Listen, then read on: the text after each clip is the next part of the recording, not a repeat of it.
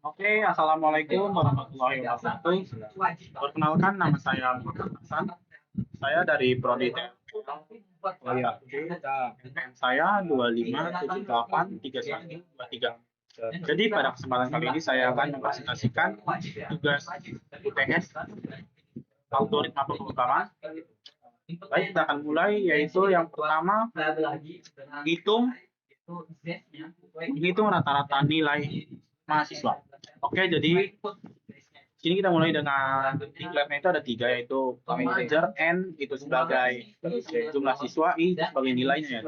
Kemudian ada real, total, dan sign-nya itu total sama dengan 0. Sama itu ada output-nya itu masukkan jumlah siswa, kemudian itu n yaitu jumlah siswanya. Kemudian di sini ada masuk for, di sini ada for.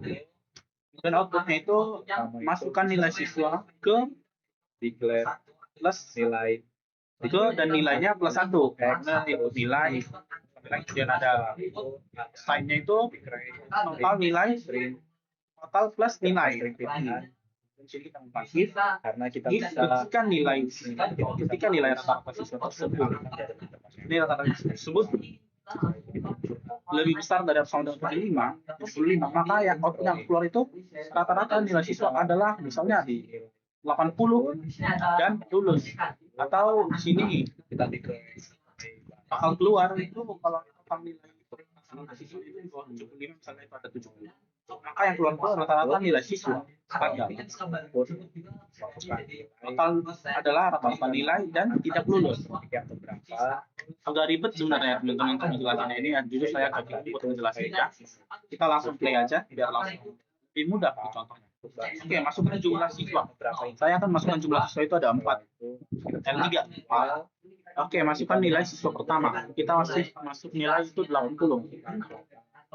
Nilai siswa kedua kita kasih 85. Lalu nilai siswa ketiga itu nilainya kita kasih 90.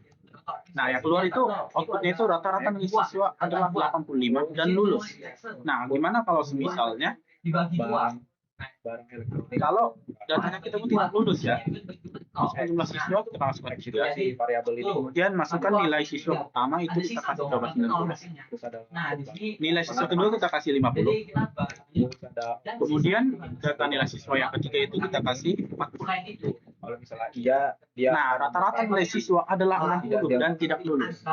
Nah, jadi kesimpulannya teman-teman, sistemnya ini itu sistem penilaian rata-rata nilai siswa, yang mana kalau rata-rata dari itu menghitung rata-rata nilai siswa. Jadi kalau misalnya nilai siswanya itu lebih besar dari 75 atau 75, maka akan dinyatakan lulus. Namun apabila nilai rata-rata siswanya itu di bawah dari 75, itu bakal tidak lulus. Oke, jadi segitu deh jawaban. Terima kasih. Saya akan lanjut ke nomor 2. Video berikutnya. ya misalnya kita mau mencari Oke, teman-teman, kita akan lanjut ke soal yang nomor 2, yaitu buat program untuk input jumlah elemen array ganjil genap. Oke, yang pertama kita menggunakan itu declare itu integer itulah penjelasan dari n dan i, di mana n itu sebagai elemen array, angka elemen array ya. Kemudian di sini kita menggunakan integer lagi itu array angka n. Kemudian di sini ada for, kita menggunakan for itu i sama dengan 0 to n min 1. Outputnya itu masukkan angka ke dan i plus 1. Dan di sini ada outputnya angka genap. Jadi di sini kita akan mencari angka genap ya teman-teman. Mencari elemen angka genap. Nah, pokoknya itu loh. Pokoknya di sini ada for, ya, seperti ini. Kemudian kita masukkan if output angka. Jujur ngejelasinnya nggak ribet ya teman-teman, saya bingung juga cara ngejelasinnya. Saya ngerti, cuman agak bingung aja gitu ngejelasinnya. Oke, kita lanjut aja, langsung kita play. Masukkan jumlah elemen array. Jadi kita akan masukkan jumlah elemen array itu misalnya kita kasih 5. Masukkan angka pertama. Angka pertama untuk elemen array-nya itu kita kasih 20. Barang kedua kita kasih 15. Kemudian yang ketiga kita masukkan 7. 7. 7. Kemudian masukkan angka keempat itu kita kasih 2. Kemudian kita masukkan itu yang terakhir itu ada 16. Oke. Nah, yang keluar di sini teman-teman itu angka genap semua. Yang keluar itu semua elemen yang angka genap. Ada 2, ada 20, ada 2 dan ada 16. Kenapa ya? Kenapa angka 5? Kenapa angka kedua yaitu 15 dan angka ketiga 7 itu nggak masuk? Karena itu ganjil teman-teman. Sedangkan sistem programnya itu kita atur untuk angka genap. Jadi yang keluar itu 20, 2 dan 16. Oke, jadi untuk soal yang nomor 2 segitu saja dari saya. Mohon maaf apabila saya mau presentasinya yang kurang jelas. Mohon maaf sekali. Oke, kita akan lanjut ke nomor 3. Cekidot.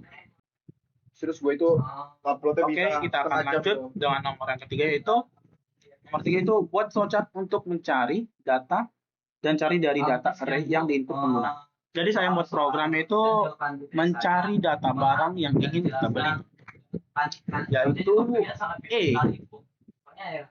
E itu sebagai jumlah barang yang kita beli, berapa banyak. Nah, kemudian ya, sepertinya teman sekali ada string di sini, array B sama dengan B, E. B itu sebagai barang ya teman-teman. Ya gitu. Ada output masukkan barang ke dan U plus 1. Inputnya B, U gitu. Kemudian output masukkan data barang yang ingin dicari. Jadi input data barang itu sama dengan Y ya. Barang. Nah, kemudian ini teman-teman. Sini ada barang ke dan Y dan adalah dan B Y min 1. Output ingin mencari data barang. Nah, setelah kita mencari nanti kita mencari barang. Ketika kita ingin mencari data barang yang lain, kita bisa memilih di sini ya atau tidak. Nah, kemudian akan muncul input pilihan. Nah, kemudian sini ada pilihan ya. Kalau kita mau masukkan perintah pilihan ya, maka ini akan mengulang kembali teman-teman. Masuk sini lagi. Kemudian ketika kita memilih tidak, maka sistem akan berhenti. Oke, langsung aja kita play ya. Biar kita sama-sama ngerti ini teman. Tolong bahasanya jangan toksik ya teman-teman. Masukkan jumlah barang yang ingin dibeli. Oke, nggak apa-apa. Masukkan jumlah barang yang ingin dibeli. Misalnya kita ingin beli barang itu ada 4 teman-teman. Oke, masukkan barang pertama. Kita misal pengen beli apa? Handphone. Masukkan barang kedua. Kita pengen beli apa? Kita pengen beli buku ya. Buku. Masukkan barang ketiga. Barang ketiga itu misalnya apa ya? Pensil aja lah. Pensil. Dan barang keempat yang terakhir itu permen. Jangan permen. Laptop. Masukkan data barang yang ingin Anda cari. Misalnya kita cari itu HP. Babi.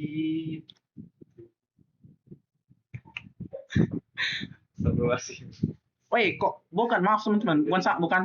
Bukan HP, harusnya itu data pertama ya teman-teman. Maaf kalau ada suara-suara yang agak aneh tadi ya. Data pertama itu ya. Nah, barang ini nih. Barang ke-1 adalah HP. Ingin mencari data barang yang ingin dibeli lagi, ya atau tidak? Saya akan pilih ya. Masukkan data barang yang ingin cari. Barang ke berapa ya? Barang ke-4 kali ya. Keempat. Barang keempat adalah laptop. Kemudian barang kedua, jangan dua, iya dulu ya. Barang kedua itu buku teman-teman. Kemudian kita cari iya sekali lagi. Barang ketiga. Nah, begini nih teman-teman. Jadi dia akan selalu mengulang seperti yang di nggak bisa lah. Pokoknya itu loh. Ketika kita memilih ya, maka sistemnya akan terus mengulang, melanjutkan pertanyaan yang ini. Ingin mencari data barang yang ingin dibeli, ya atau tidak? Ketika kita memilih ya, maka sistem akan memunculkan output ini teman-teman. Masukkan data barang yang Anda cari. Tapi ketika kita memilih tidak, D, sistem berhenti karena kita sudah menyelesaikan. Oke teman-teman, sekian video dari saya. Untuk tugas nomor 4 saya belum selesaikan karena waktunya sangat mepet. Mohon maaf buat ibunya, Bu Fiel. Saya mohon maaf sekali karena tidak bisa memanfaatkan waktu yang diberikan. Sekian dari saya, terima kasih. Wassalamualaikum warahmatullahi wabarakatuh. Sekian dari saya. Gimana ya? Sempet gak ya?